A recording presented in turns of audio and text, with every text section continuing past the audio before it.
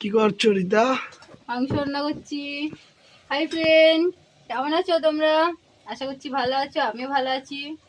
তো সন্ধ্যার রান্নায় চলে এসেছি, ভাত হয়ে গেছে, মাংস রান্না করবো তাই আলু ভাজছি। আলু ভাজা হয়ে গেছে, এবার আলুটা তুলে নিব।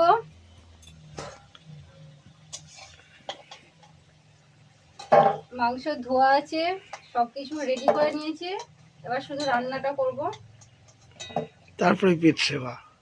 তারপর খাওয়া দাওয়া হবে। কে কে খাওয়া চলে আসো, মাংস রান্না করছি।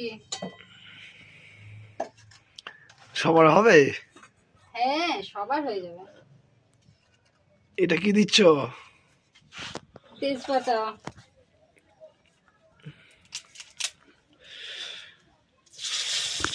ফোড়নে তেজপাতা, শুকনো লঙ্কা, তারপর কাঁচা লঙ্কা,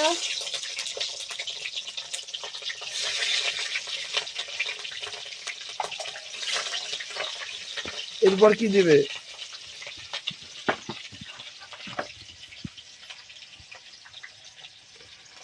অল্প একটু জিরে ফোড়ন দেবো,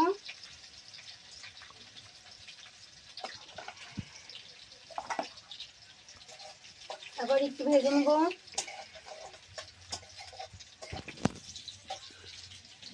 এই গ্যাসে রান্না করি না, উনুনে রান্না করি, কেউ বাজে কমেন্ট করবা না। এখন উনুন ছাড়া বেশি গ্যাসে রান্না করে।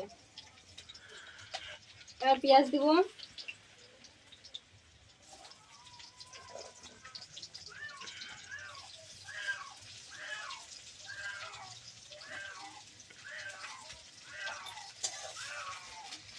পেঁয়াজটা হালকা করে ভেজে নেবো, তারপর মশলাগুলো দিব।